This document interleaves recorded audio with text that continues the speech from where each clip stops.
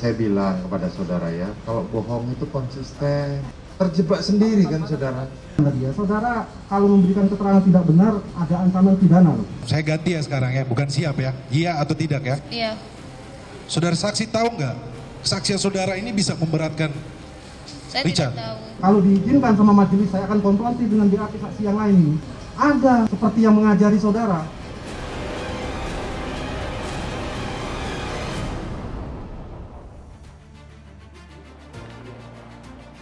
Selamat malam pemirsa, Anda menyaksikan catatan demokrasi. Sidang kasus pembunuhan berencana dan juga obstruction of justice terhadap Brigadir Nofriansah Yosua Huta Barat terus bergulir. Saat ini masyarakat tertuju pada ruang sidang karena sudah masuk ke proses pembuktian. Di sana ada saling sanggah, kemudian banyak fakta-fakta baru yang dipertontonkan ke hadapan publik. Mana nantinya yang akan menjadi pertimbangan matang dari majelis hakim? Karena antara terdakwa dan juga para saksi, kita lihat sudah mulai di sana ya, suara-suara gemuruh persidangan begitu. Betul, suara gemuruh karena kita melihat selama 2 hari terakhir berbagai drama nampak. Bahkan pada hari ini mulai dari permintaan maaf hingga tangis pun kita lihat di tengah persidangan. Pertanyaannya, apakah kemudian akan ada fakta baru untuk kemudian mengungkap tabir pembunuhan Brigadir Joshua? Kita akan ungkap dalam catatan demokrasi hari ini bersama dengan sejumlah narasumber kami. Tapi sebelumnya kita akan hadirkan terlebih dahulu ini cuplikan persidangan pada hari kemarin, di mana ada sejumlah saksi yang kemudian dihadirkan untuk terdakwa Barada Eliezer pada saat hari kemarin. Kita akan coba lihat terlebih dahulu. Ini yang juga cukup menarik perhatian, ramai juga di tengah media sosial karena dianggap kemudian memberikan keterangan yang berubah-ubah selama persidangan. Ini karena faktor gugup atau ngeblank atau apa ini? Kita dengarkan, ini saksi merupakan asisten rumah tangga dari Verdi Sambo atas nama Susi.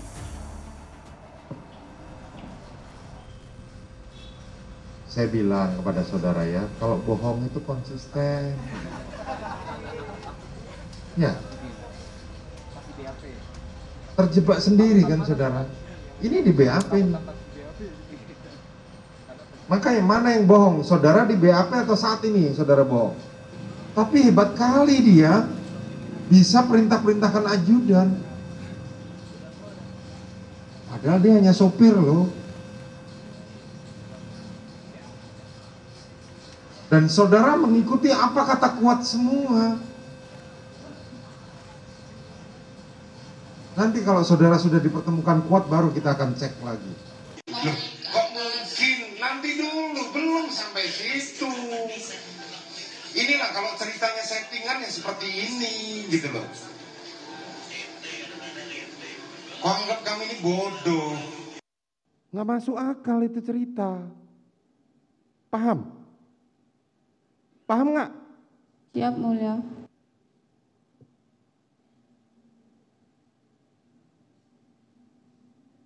Kalau saudara berbohong terus begini, seharusnya saudara ikut duduk di sini sebagai tersangka, sebagai terdakwa.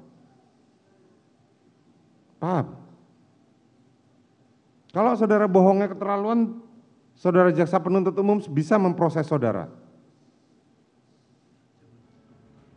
Ancamannya 7 tahun, nggak main-main saudara. Saudara saksi ini dari tadi ketika ditanya majelis dan sebagainya seperti terdiam dan kemudian ada jeda. Ini saudara jujur saya jawab. Saudara saksi di dalam jilbab, mohon izin ini. Apakah saudara saksi ada menggunakan handsfree tidak? Ini saya perlu perjelas dulu. Siap. Saudara ada menggunakan handsfree tidak ini? Ada yang mengajari saudara sekarang? Tidak ada. Tidak ada? Tidak. Dipastikan itu tidak ada? Tidak ada. Tidak ada ya? Saksi, coba Ya, lihat Pak. ke sini. Lihat Icat. Siap, Pak. Gak ada yang bilang siap. Saya ganti ya sekarang ya, bukan siap ya. Iya atau tidak ya? Siap. Iya atau tidak ya? Iya. Saudara saksi tahu nggak? Kesaksian saudara ini bisa memberatkan Saya Richard. tidak tahu. Izin majelis, ini kan terkait aturan main di persidangan sesuai pasal 3 KUHP. Kami memohon agar saksi dikenakan pasal 174 tentang kesaksian palsu dengan ancaman 242 KUHP 7 tahun. Mohon dicatat. Ya, terima kasih majelis. Iya, itu tadi kalau kita lihat betapa kemudian tidak hanya jaksa penuntut umum, kemudian majelis hakim, bahkan juga kuasa hukum dari Barada Eliezer pun juga nampaknya dibuat geram dengan satu saksi yang bernama Susi. Ini kita akan coba bahas langsung bersama dengan sejumlah narasumber kami. Ada Bang Saur Siagian, inisiator Tampak. Selamat malam Bang, boleh sambil cek mikrofonnya Bang? Iya, cek mikrofon. Nah, selamat malam Bang Saur. Selamat malam Mbak Maria, Andro. Dan juga ada Pak Sugeng Teguh Santoso, Ketua IPW. Malam Mbak Maria dan Mas Andromeda. Selamat malam juga, kabar sehat Bang Hotman Paris, Hutapea, praktisi hukum. Selamat malam. Ini boleh, bukan Bang? Acara jari-jarinya boleh ya, jari-jarinya. Selamat malam. Saya boleh pinjam satu. Kita juga menghadirkan ada kuasa hukum dari terdakwa Barada Eliezer, Bang Roni Talapesi. Terima kasih sudah hadir malam hari ini di tengah kesibukan sidang. Ya, terima kasih Mas Andro. Selamat malam Mas Andro, Mbak Maria. Ada juga penasehat Kapolri, ada Profesor Hermawan Sulistyo, Prof Kiki. Assalamualaikum, selamat malam Prof Kiki. Selamat malam. Baik, kita langsung ke Bang Roni Talapesi. Tadi Abang berani sekali Bang, langsung kalau itu saksi berkata bohong, Abang bisa sangkakan pasal 174. Apakah memang kesaksian sebegitu palsu? pelintutkah ketika saksi ART ini menjabarkan di ruangan persidangan? Geram juga nampaknya. Iya, jadi situasi persidangan kemarin memang kami dibawa dalam suasana mendengarkan keterangan saksi yang menurut kami kualitas saksinya ini sangat tidak bisa dipertanggungjawabkan kan, karena ditanya oleh ini hakim yang bertanya, belum saya yang bertanya waktu itu kan. Hakim bertanya, contohnya hal yang sederhana saja, ditanya bagaimana kedekatan saudara saksi dengan ajudan, dijawab saya tidak tahu. Terus saudara saksi pernah sampaikan bahwa dari Bangka pindah ke rumah Saguling, itu kapan? Saya lupa. Nah, hal seperti itu sebenarnya pertanyaan bukan pertanyaan terkait dengan materi ya, tetapi masih seputar awal saja, tetapi kelihatan sekali bahwa saudara saksi ini kelihatannya memang dia hanya fokus yang ditanya harus jawab apa, itu dia fokus terus sehingga membuat dia kacau sendiri. Nah, Anda menduga semua pernyataan dari seorang Susi ini sudah didesain begitu? Ya, tentunya kami menduga seperti itu Mbak, karena kami sudah mempelajari berkas ya. Dalam berkas itu kami ada mencatat ada sekitar 4-5 orang yang di dalam keterangannya itu bunyinya sama, kurang lebih sama.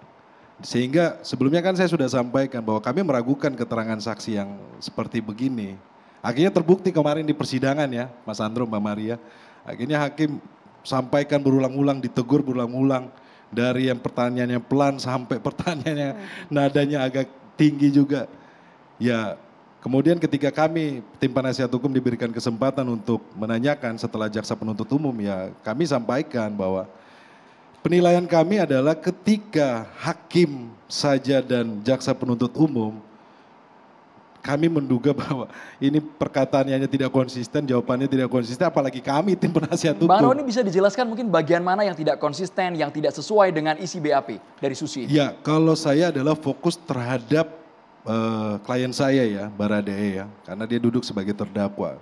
Seperti saudara Susi menyampaikan bahwa setelah saudara Susi dipanggil Kuatmaruf ke lantai 2, kemudian saudara Susi melihat saudara PC tergeletak, kemudian saudara PC coba mengangkat, tetapi saudara Susi itu melihat ke belakang bahwa klien saya bersama Kuatmaruf naik ke atas, bersama Ricky Rizal.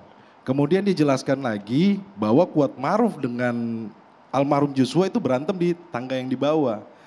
Nah, ini yang membuat kami keberatan, sehingga kemarin kami tunjukin video loh. Ini video juga pun video dari tim pengacaranya Ferdi Sambo dan PC yang waktu mereka preskon kan, di situ kan menjelaskan mengenai situasi rumah kan. Akhirnya saya buka laptop, saya minta untuk lihat. Karena situasinya adalah tangganya itu letter U, seperti begini naik, kemudian begini. Ini tidak, jadi di atas ini tidak bisa melihat ke bawah. Jadi inilah yang kami kemarin tunjukin kepada majelis hakim sampai ketawa juga kan.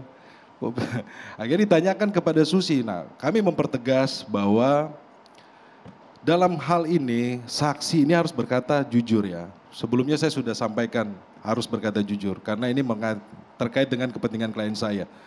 Nah, kami sudah ingatkan berulang-ulang, tetapi saksi masih sampaikan tidak benar dan kami lihat bahwa ini dia tidak menyampaikan sesuai dengan BAP, malah berubah-berubah. Akhirnya hakim sampai nanya, kamu mau pakai BAP atau keterangan yang di persidangan? Dia sampai lupa sendiri kan.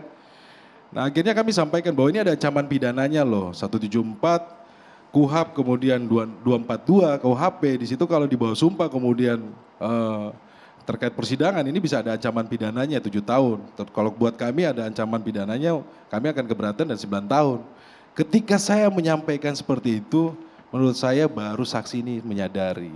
Karena hakim memerintahkan agar jaksa penuntut umum setiap agenda persidangan pemeriksaan saksi supaya saksi Susi ini dihadirkan.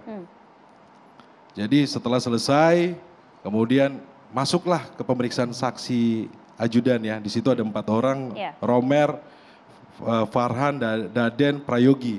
Menurut kami ini adalah saksi yang penting, tapi sayang kemarin di mute, jadi mungkin rekan-rekan media teman-teman nggak bisa melihat keterangannya. Tapi menurut kami kualitas. Dibuka sekarang aja bang. Itu poin pentingnya seperti apa? Ya di situ jelaskan lah bahwa ini kan terkait klien saya kan disangkakan dengan pembunuhan berencana kan. Kemudian saksi Romer, Deden, kemudian Prayogi menyampaikan bahwa isolasi dari Verdi Sambo dan saudara PC itu bukan di Duren 3, tetapi di Bangka. Nah, kemudian terkait peristiwa di Bangka itu saudara Romer menyampaikan bahwa dari Saguling ke Duren 3, kemudian ketika saudara Romer diturunkan pertama kali, kemudian mobil itu jalan terus, sempat rekan-rekan lihat berhenti di rekonstruksi itu sempat mobil berhenti ya. Kemudian saudara FS turun, itu ada pistol yang jatuh. Nah saudara Romer itu melihat bahwa itu adalah pistol HS, ditanyakan oleh jaksa penuntut umum. Kemudian ditanyakan lagi sama majelis hakim, sama jaksa penuntut umum. Posisinya bagaimana? Pistol jatuh, sarung tangan ada di sebelah kanan. Nah kemudian di dalam rumah nggak lama berapa menit, terjadi penembakan. Saksi Romer menjelaskan bahwa penembakan itu 5 kalian, lebih dari 5 kali tembakan. Artinya mendengar ya? Mendengar dan posisinya dia langsung siap, dia bersama Farhan langsung cabut pistol langsung lari ke dalam kan. Sempat melihat di luar, dikirain ada penembakannya di luar, kemudian masuk ke dalam. Ketika di dalam itu ketemulah sama FS.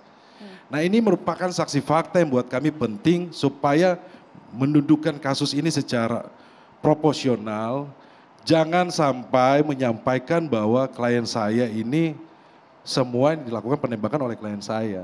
Nah ini sangat penting, kenapa? Karena kita lihat kan kalau barang bukti yang dikumpulkan ini juga menjadi barang bukti yang sudah rusak sebelumnya Bang.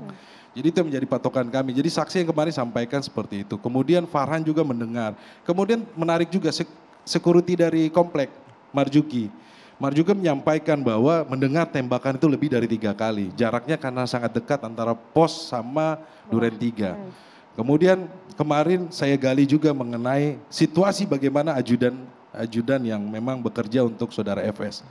Nah mereka sampaikan bahwa kita tidak berani menolak perintah. Nah ini terkait dengan apa? Terkait dengan pembelaan saya tentang patuh dan taat. Bagaimana situasi dari para ajudan ini. Tidak hanya ajudan menyampaikan seperti itu. Nah kemudian saya tanya juga ke asisten rumah tangga, kalau nggak Damson kalau nggak salah, saya tanya bagaimana, Damson bilang sampaikan, kita kalau dapat perintah tidak berani menolak. Nah bayangkan saja yang lebih senior di dalam lingkungan itu saja tidak berani menolak pemerintah, kebiasaannya mereka ya. Tetapi seorang Baradae dengan waktu yang sangat pendek kemudian mendapat perintah itu bisa hakim melihat relasi kuasa di sana kuat. Tapi Bang, kuat. kalau bisa disampaikan dari persidangan kemarin, dari mulai kemudian saksi Susi hingga saksi berbagai ajudan yang dihadirkan, ada tidak kemudian yang disampaikan poin penting yang kemudian justru memberatkan klien Anda? Saya pikir kemarin tidak ada yang memberatkan ya, malah kami mendapatkan hal-hal yang menjadi bahan kami untuk nanti di pembelaan, di pledoi ya, karena mempertegas posisi klien kami. Nah saya sampaikan juga, kebetulan salah satu saksi, 2 saksi Romer dan Prayogi itu adalah masih anggota BRIMOB. Saya menanyakan bagaimana BRIMOB kebiasaannya mereka ketika mereka mendapatkan tugas. Kemudian kan dalam hal ini kan perlu diketahui bahwa Baradae ini dalam tugas karena dia ada surat tugasnya, dia di BKO-kan. Jadi kebiasaan BRIMOB seperti apa? Mereka selalu patuh dan taat ketika menerima perintah mereka harus laksanakan. Nah terkait detail-detailnya nanti di agenda pembuktian. Tapi yang kami ingat kemarin ada pernyataan Susi bahwa sebenarnya tidak ada sama sekali itu keributan di Magelang. Ya, akhirnya Susi itu kan menyampaikan. cukup aneh, berbeda dengan uraian dakwaan yang diutarakan oleh Susi JPU. mencabut kan keterangannya setelah diikut sertakan dalam ini pemeriksaan saksi ajudan kan. Kalau teman-teman lihat Susi duduk di belakang kan. Kemudian kan ini kan berbeda antara Susi dengan para ajudan. Kemudian hakim menanyakan, kamu masih mau bertahan dengan keterangan kamu sebelumnya atau kamu mau cabut? Akhirnya dicabut sama dia. Kan dia tahu bahwa ini ada ancaman pidananya loh. Tidak main-main. Jadi hakim merasa bahwa jangan dilecehkan pengadilan ini gitu loh. Jangan dinodai persidangan ini. Itu yang kami lihat bahwa ini hal untuk kedepannya sehingga ini saksi berkata jujur ya. Oke, artinya sejauh ini puas dengan hasil persidangan? Kami puas. Oke. Dan kami yakin. Kita boleh ke Bang Saur Siagian ini. Bang Saur melihat seperti apa? Karena kami melihat Anda juga bagian yang cukup dekat dengan pihak keluarga Yosua. Tapi di persidangan banyak sekali antara keterangan saksi, kemudian terdakwa yang membuat penonton juga bingung. Yang pertama karena audionya di mute, yang kedua karena ada perbedaan tadi ya Bang ya.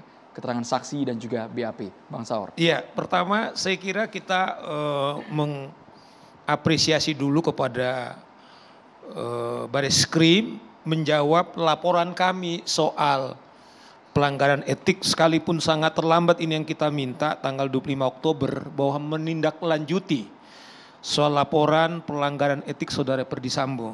Kemudian mereka menjawab di sini surat pemberitahuan perkembangan hasil pemeriksaan Propam. Artinya mereka menginformasikan bahwa Perdi Sambo telah kemudian diberhentikan dengan tidak hormat. Itu dulu. Nah, menjawab pertanyaan daripada Saudara Andro, memang dari awal tampak melihat ada, kalau kami harus mengulangi lagi ada tragedi hukum, ada tragedi kemanusiaan. Dan dari awal tampak melihat bahwa pelecehan seksual yang dibangun oleh Saudara Perdi dan Sambo dengan Putri, termasuk setelah mereka mendesain ada kurang lebih 100, harus kita ingat ada 100 korban polisi. Kemudian ada 36 yang diduga berat pelanggaran kode etik yang sekarang jalankan 7. Mas Kikik saya selalu bilang kita beruntung Mas Kikik ini adalah orang yang keras kemudian keluar tapi juga keras ke dalam. Saya selalu bilang tidak ada kejahatan saya pikir di bawah matahari kejahatan dilakukan oleh Perdi Sambo dengan istrinya ini. Kenapa Mbak Maria? Bukan saja ada 36 anak-anak muda yang mungkin karirnya cemerlang kemudian habis karena Perdi Sambo.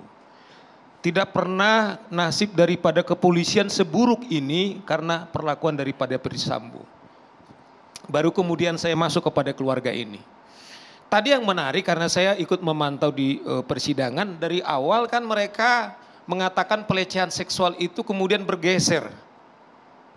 Kemana? Ke Magelang. Nah dengan harapannya adalah Susi yang mengatakan melihat bahwa saudara almarhum itu mengangkat. Ya. Ternyata tadi kita dengar dari Roni, ternyata itu dicabut semua. Itulah yang kita mengatakan bahwa orang ini Yosua udah mati, kemudian masih dipitnah. Jadi saya terus terang, Ron, kita nggak ada kebencian. Nggak ada lagi alasan 340 nggak kena kepada Perdi Sambo. Kalau kita lihat kejahatan dan desain yang dilakukan, tambahannya Ron, bahwa dia penegak hukum harus tambahannya 1/3. Nah, problemnya adalah tadi yang menarik begini Maria. Jadi dia bilang begini, ketika Ibu Yosua kemudian bersaksi dengan bapaknya, kemudian terakhir diminta saudara Perdi Sambo dan istrinya Putri itu kemudian menanggapi. Coba saudara buka maskernya katanya, supaya saya pastikan Anda Perdi Sambo atau Putri.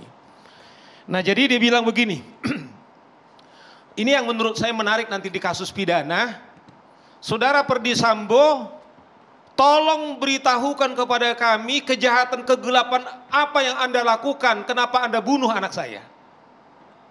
Padahal menurut saya mestinya ini memang biasa dipidana, biasanya diminta tanggapan. Tetapi kan kalau pidana itu, Andro, adalah untuk mencari kebenaran yang material karena dia kehilangan anak, dengan kita bilang, tadi itu ternyata semua rekayasa-rekayasa, dia ingin juga sekali-kalinya nanti dalam konteks Perdi Sambo dan Putri sebagai terdakwa untuk diminta. Tetapi itu yang saya bilang, kenapa majelis tidak memberikan kesempatan juga mengomentari. Sehingga keadaan itu kemudian dimanfaatkan oleh Ferdy Sambo lagi. Nah, memang pertama-pertama mengakui memang dia kemudian bertanggung jawab soal kematian daripada Yosua dan dia bilang minta maaf. Kemudian dikunci lagi. Bahwa pelecehan itu masih ada. Iya, bahwa saya melakukan itu karena memang istri saya dilecehkan. Anda melihat itu permintaan maaf yang cukup tulus? Saya bilang, ya dia lah yang tahu dengan Tuhan, saya juga enggak ini. Cuman kan kalau kita kan menganalisa fakta hukumnya. Maksud saya kalau memang misalnya kita mau mencari kebenaran yang material, silakan saja mustrinya, karena keinginan daripada keluarga ini jangan sampai anaknya sudah hilang, dituduh. Tetapi di mana dia kemudian punya celah pembelaan bahwa itu tidak benar pelecehan seksual. Apalagi setelah ada kesaksian Susi. Karena selama ini kita lihat Putri kemudian katanya pelecehan seksual, diperiksa nggak pernah mau. Satu-satunya korban datang ke Makobrimob mengatakan bahwa saya adalah korban daripada pelecehan seksual terlepas yang dilakukan oleh Yosua atau almarhum. Itu kan mereka bangun narasi itu. Dan itu kelihatannya tidak terjawab. Nah, saya tidak tahu, jaksa juga tidak elaborasi, kemudian tidak dalami, sehingga sebenarnya menarik lagi apa yang dibilang oleh Vera, bahwa sebelum kemudian dia bahwa dia minta supaya diputus karena dia sudah dapat ancaman-ancaman, Bang. Iya.